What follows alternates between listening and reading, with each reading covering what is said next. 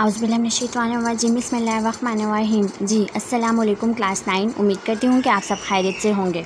हम कर रहे थे एक्सरसाइज नंबर 5.3 1 to 7 हम डिस्कस कर चुके हैं। आज हम करेंगे क्वेश्चन नंबर 8 को डिस्कस। तो चलिए स्टार्ट करते हैं। सबसे पहले क्वेश्चन को समझते हैं, इसकी स्टेटमेंट को समझते हैं कि क्या हमें बताया गया और क्या हमने कैलकुलेट करना है, क्या फाइंड करना है। The expression this one leaves the remainder of -3 and 12। दो रिमाइंडर लीव कर रहा है ये एक्सप्रेशन, जिसको हम सपोज करेंगे कि हमारे पास क्या है, पी ऑफ एक्स है when divided by x-1 and x+2 respectively. मतलब कि उन्होंने बताया जब हम इस एक्सप्रेशन को डिवाइड करवाएंगे इन दो चीज़ों के साथ, जो कि x-1 है और x+2 बाद में है, ठीक है। इसके साथ जब हम डिवाइड करवाएंगे तो इसका रिमाइंडर आएगा -3 और 12।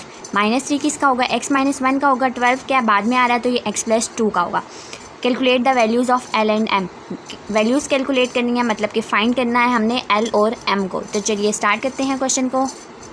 तो सबसे पहले हम क्या करते हैं, सपोज कर लेते हैं let P of x equal to क्या गिवन है, LX³ प्लस MX² -4। इसको हम नाम देते हैं एक्सप्रेशन को 1 का, ठीक है। यहाँ तक हो गया। अब उन्होंने कहा है रिमाइंडर लीव किया when divided by x-1 and x+2। तो हम क्या करते हैं, सबसे पहले x-1 को लेकर चलते हैं, उसके बाद हम x+2 को लेकर चलेंगे।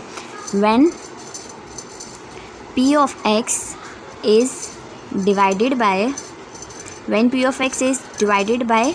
x-1 देन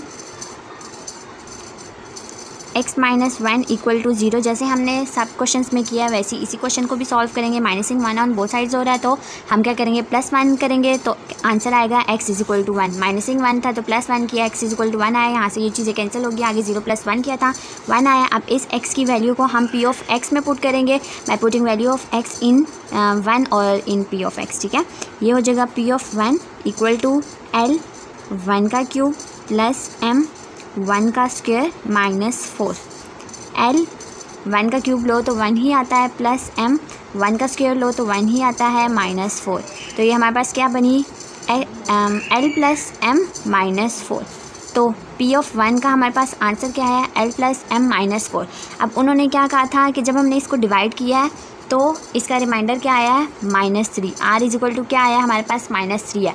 स्टेटमेंट बनाते हैं according to given condition, according to first condition, according to first condition the remainder is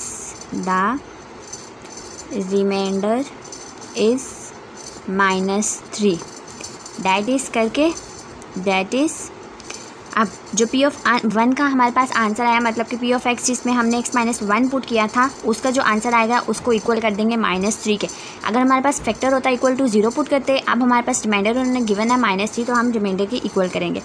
क्या हुआ है, L plus m -4 equal to -3। इसको हम नाम दे देते हैं 2 का। फर्स्ट इक्वेशन हमने P ऑफ x बनाई थी, अब सेकंड को हमने ये नाम दे दिया। अब इसको फर्दर सॉल्व करते हैं या बाद में हम कर लेंगे, पहले x+2। तो मैं क्या करती हूँ, इसी के आगे सॉल्व कर लेती हूँ। -4 है। अब मैंने आप सबको पिछले क्वेश्चन में जब हमने किया था क्वेश्चन नंबर 7 आई थिंक, या 6 या 7 किया था, तो मैंने आप सबको बताया था कि इक्वेशन कैसे बनाई जाती है। पहले A होना चाहिए, B होना चाहिए, C होना चाहिए, अल्फ़ाबेटिकली अरेंज होने चाहिए, इक्वल टू कांस्टेंट। जैसे कि यहाँ पर कांस्टेंट फ़िलहाल 3 है, -3। A B C और -3 अल्फ़ाबेट्स, मतलब कि वेरिएबल्स के साथ यहाँ पर होगा और कांस्टेंट यहाँ पर होना चाहिए। तो ये मेरे पास कांस्टेंट आ रहा है, इसको मैं आगे मूव कर देती हूँ। -4 है, प्लसिंग 4 ऑन बोथ साइड्स करके, plusing 4 on both sides. L plus m -4 plus 4 is equal to -3 plus 4। -4 और +4 कैंसिल कर दिया, पीछे हमारे पास क्या बचा, L plus m is equal to plus minus sign of greater value 4 में से 3 गए 1। इसको हम नाम दे देते हैं 3 का, ठीक है।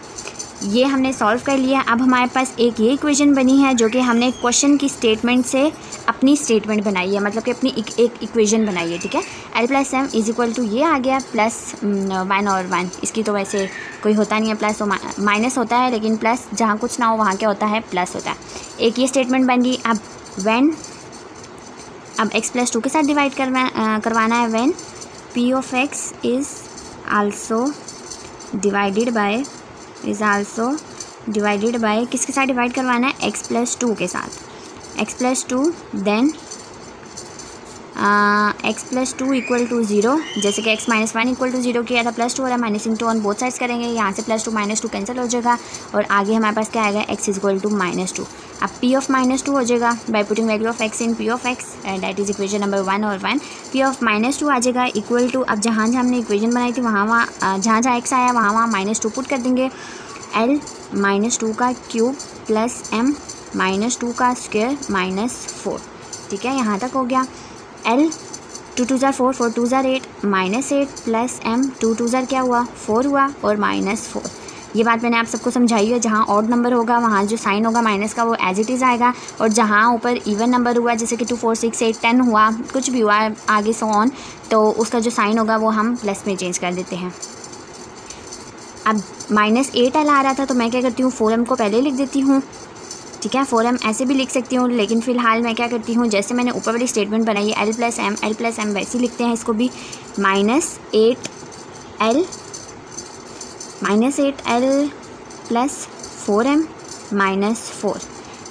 क्या आया आंसर पी ऑफ -2 का, ये आया। अब उन्होंने रिमाइंडर कहा था कि हमारे पास क्या है, r इज इक्वल टू 12 होना चाहिए। यहाँ पर कंडीशन लिख लेगा according to first condition, according to second condition और according to given condition, the remainder is 12। ठीक है, 12 लिख के आगे आ जाएगा डेट इज़,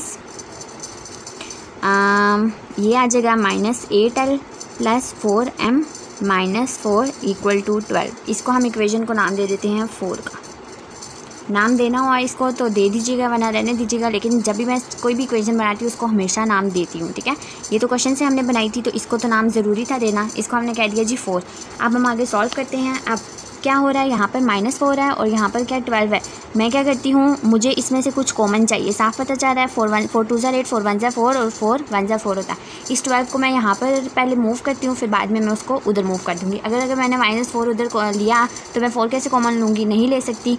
तो मैं क्या करती हूँ, इसको पहले 12 को यहाँ मूव करवाती हूँ, बाद में उसको वहाँ पर मूव करवा दूँगी।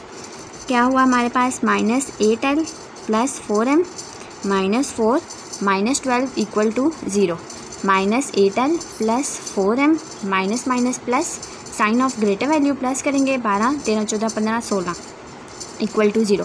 अब इसमें से मैं आसानी से 4 को कॉमन ले सकती हूँ, -4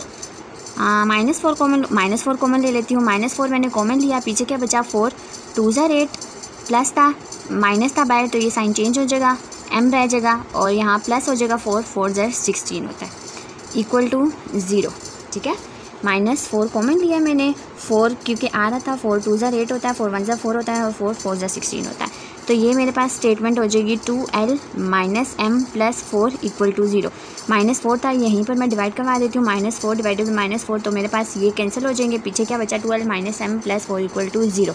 ठीक है, ये -4 आएगा, डिवाइडिंग -4 ऑन बोथ साइड्स करके मैं आगे गई हूँ, 2l -m प्लस 4 बना। अब मैं इसको लिखती हूँ, अब मुझे क्या चाहिए, मुझे कॉन्स्टेंट इस साइड पर चाहिए, तो मैं ये लिखती हूँ 2l -m is equal to -4।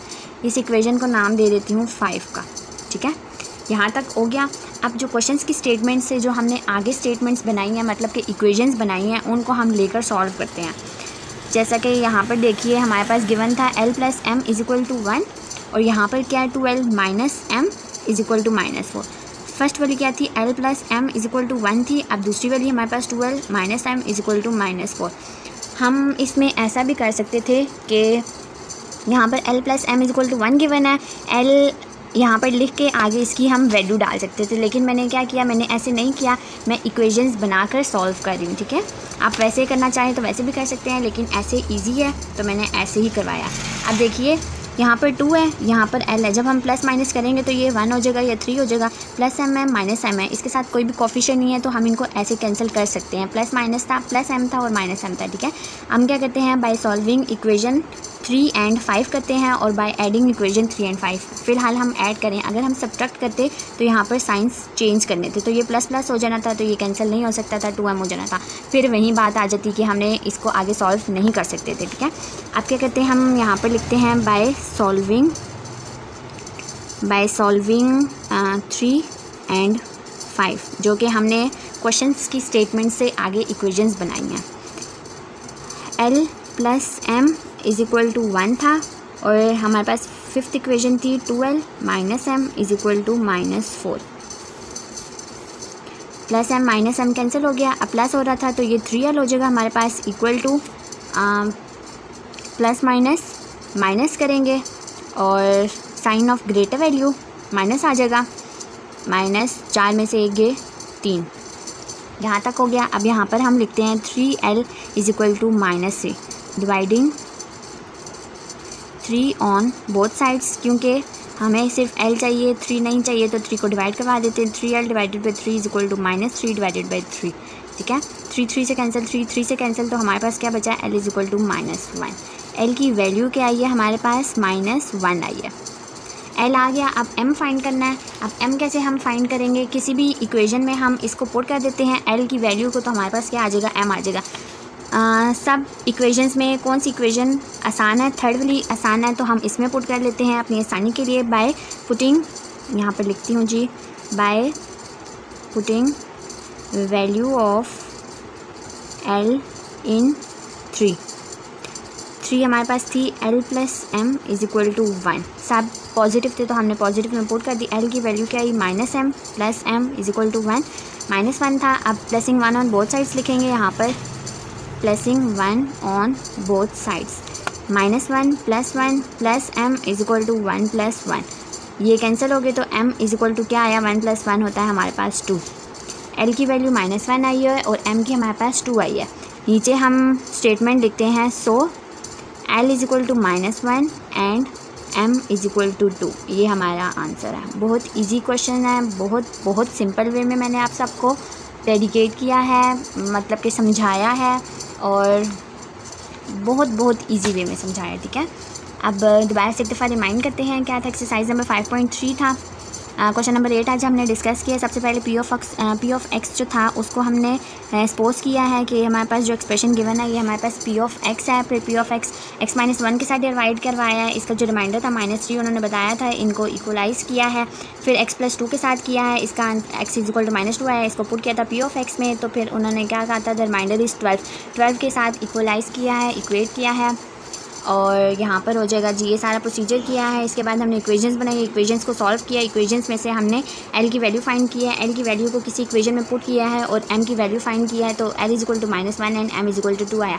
बिल्कुल जो हमने कल क्वेश्चन नंबर 7 डिस्कस किया था बिल्कुल वैसा ही है, ये देख सकते हैं आप लोग। इसमें बस वो गिवन था कि एक में रिमाइंडर था और एक में फैक्टर था, इक्वल टू 0 एक में पुट करना था और एक में रिमाइंडर पुट करना था, लेकिन आज उन्होंने क्या कहा है, आज दोनों ही रिमाइंडर हमें गिवन थे। उम्मीद करती हूँ कि आज का लेक्चर आप सबको समझ आ गया होगा, बहुत इजी था। और कल इंशाल्लाह एक हमारे पास क्वेश्चन रह गया है, क्वेश्चन नंबर 9, इंशाल्लाह कल हम डिस्कस कर लेंगे इसको, इसके साथ ही हमारी एक्सरसाइज नंबर 5.3 कंप्लीट हो जाएगी।